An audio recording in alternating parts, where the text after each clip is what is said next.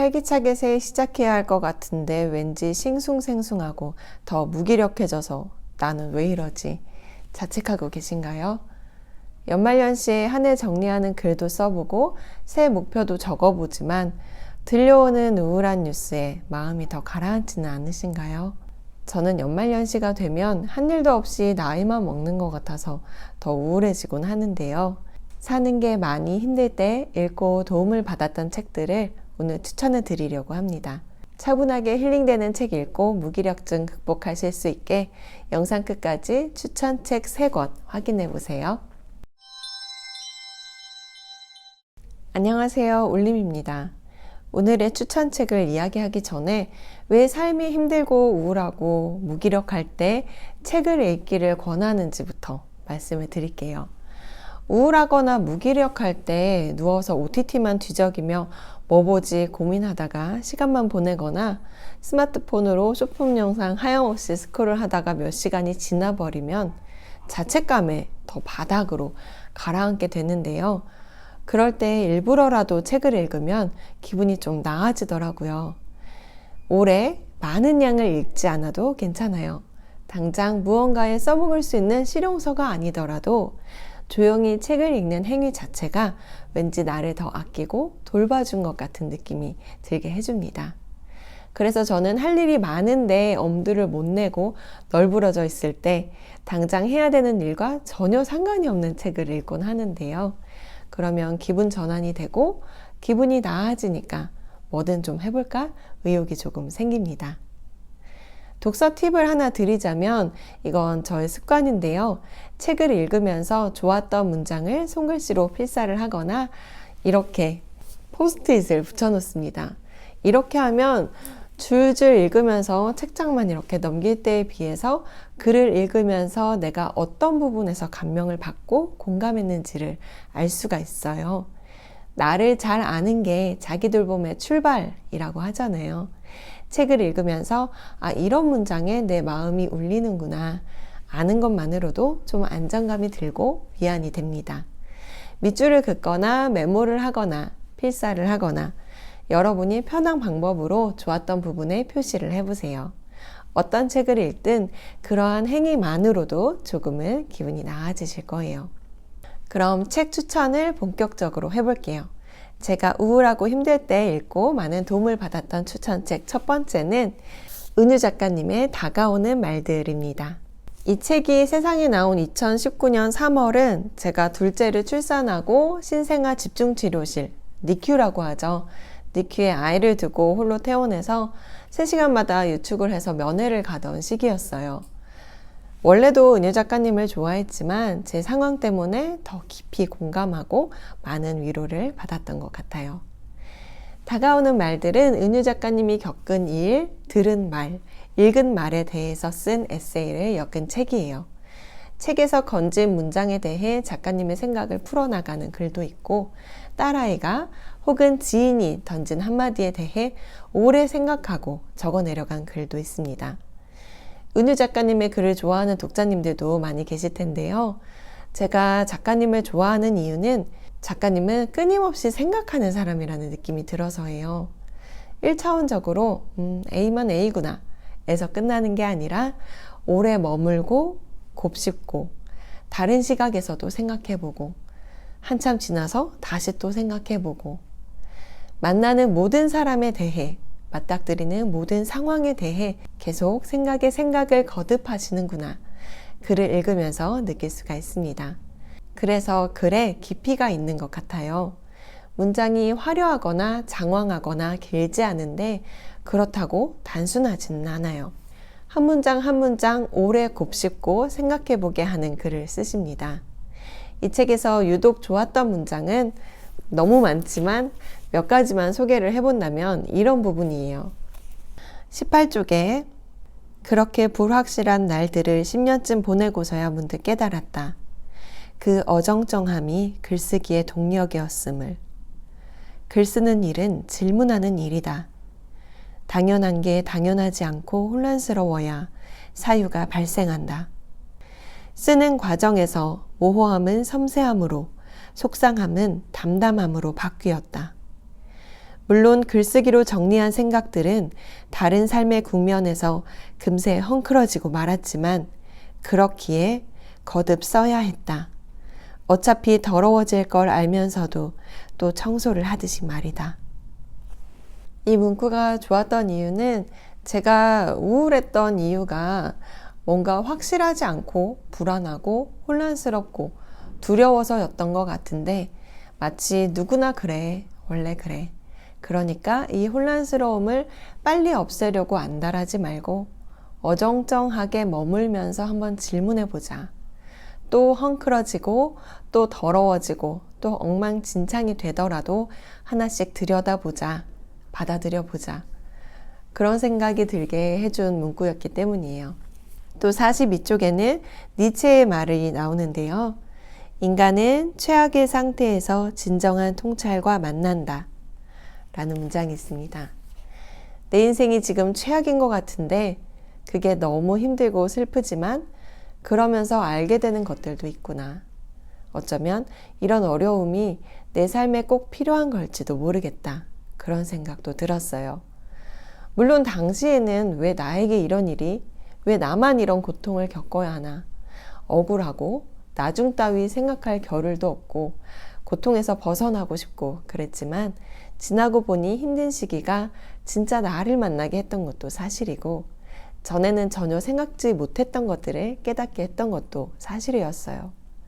이렇게 많이 붙어 있는 거 보면 아시겠지만 정말 좋은 글이 가득 담긴 책이라서 직접 읽어보시기를 추천합니다. 삶이 힘들 때 읽으면 좋은 추천책 두 번째는 크리스티안 노스럽의 여성의 몸, 여성의 지혜입니다. 여성분들이 보고 계시다면 나이 불문 꼭 읽어보시기를 추천합니다. 이 책의 저자인 크리스티안 노스럽은 미국의 산부인과 의사예요. 여성이자 의학 박사이자 엄마로서 여성의 삶과 건강에 대해 고민하고 연구하다가 기존의 서구 의학만으로는 한계가 있다고 느끼고 다른 방법을 제시한 분이에요. 이 책은 오랫동안 여러 사람에게 추천을 받아서 사서 책장에 꽂아놨었는데요. 보시다시피 굉장히 두꺼운 벽돌책이라서 읽을 엄두가 나지 않았어요.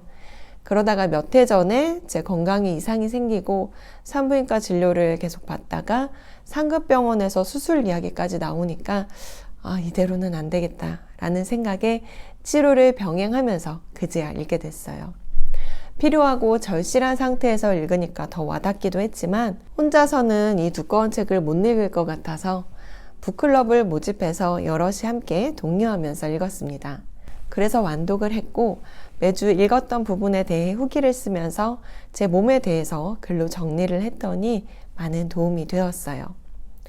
오로지 이 책 때문이라고 말할 수는 없겠지만 병원 치료를 받으면서 약을 먹으면서 이 책을 읽고 계속 내 몸에 대해 생각하고 내 몸과 대화를 하고 글로 적으면서 치유가 일어난 것 같아요. 처음에 의사 진료를 볼 때 여러 병명이 등장하고 당장 수술을 해야 될 것처럼 그랬었는데요. 이 책을 읽으면서 글을 쓰면서 몸을 돌봤더니 나중에는 초음파나 다른 검사에서 나타났던 이상이 전혀 없어졌고 수술도 필요 없다 라는 소견을 받고 정기검진만 가끔 와라 라고 이야기를 듣고 돌아왔습니다. 이 책에는 놀라운 자연치유 사례들도 많이 등장하는데요. 그걸 직접 출산을 경험한 의학 박사가 근거를 들어서 제시하기 때문에 인터넷상에 퍼져 있는 빈약한 카더라가 아니라서 신뢰가 갑니다. 여성분들은 임신, 출산, 모유수유, 육아라는 온몸에 어마어마한 영향을 미치는 경험을 한 분들도 계실 테고 또 출산을 하지 않더라도 매달 월경을 수십 년째 경험하면서 여러 가지 여성 질환을 갖고 계신 분들도 계실 거예요. 몸이 아프면 정신도 건강할 수가 없잖아요. 내 몸이 아프고 내 마음이 힘든 게 나에게 문제가 있어서가 아닐 수 있음을 알게 해주는 책이고 그래서 어떻게 여성인 나를 돌보고 아껴줘야 할지 지침까지 전해주는 책입니다. 몇 구절 소개해 드릴게요. 35쪽 중독된 사회 구조는 육체를 뇌에 종속된 것, 뇌의 명령에 따라 움직이는 것이라고 생각한다. 중독된 사회 구조는 뇌에게 피로감, 허기, 불안감을 무시하도록 가르친다. 사랑받고 싶은 욕구를 무시하라고 가르친다. 육체를 적이라고 생각하게 만든다. 뇌를 짜증나게 만드는 메시지를 보낼 때 육체는 숙적이 된다. 그 메시지를 죽이는 것으로 끝나지 않고 육체가 다시는 메시지 자체를 보내지 못하도록 만들어버린다. 그러나 우리는 그 메시지를 들어야만 한다. 그렇게 될 때만이 몸은 최적의 건강을 누릴 수 있다. 45쪽. 여성이 처한 삶의 조건은 필연적으로 여성의 건강이란 문제를 제기한다. 수많은 여성이 만성적 골반 통증, 질염, 난소낭종, 생식기 사마귀, 자궁 내막증, 자궁경부 이형성증에 시달린다. 이것들은 모두 여성에게만 있는 신체 기관에서 발병하는 질병들이다. 이러한 질병은 몸이 우리에게 던지는 하소연이다. 무의식에서 비롯되는 상처를 치유해야 한다고 소리치는 몸의 절규이다. 두껍긴 하지만 목차를 보면서 지금 필요한 부분부터 참고하셔도 되고 오랜 시간을 두고 찬찬히 읽어나가셔도 분명히 도움이 될 거라고 생각합니다. 저는 이 책을 읽으면서 그동안 40년 넘게 얼마나 여성인 내 몸을 혐오하면서 살았는지 깨닫게 되었어요. 지금도 완전히 괜찮아졌어. 난 내 몸을 사랑해. 까지는 아니지만 적어도 제 딸에게 여성으로서 내 몸을 싫어하는 모습을 보여주고 싶지는 않다. 건강한 여성으로서 모범이 되어주고 싶다는 마음을 갖게 되었습니다. 삶이 힘들고 우울할 때 읽으면 좋은 추천책 세 번째는 나는 나를 돌보기로 마음먹었다입니다. 이 책은 나를 알아가는 101가지 기록이라는 부제를 가지고 있는데요. 그래서 워크북 형태예요. 한 번에 후루룩 읽어버리는 책이 아니라 한 편씩 읽으면서 실제로 이런 식으로 책 안에나 아니면 다른 노트를 마련해서 직접 쓰고 실천하면서 읽어보시면 도움이 될 만한 책입니다.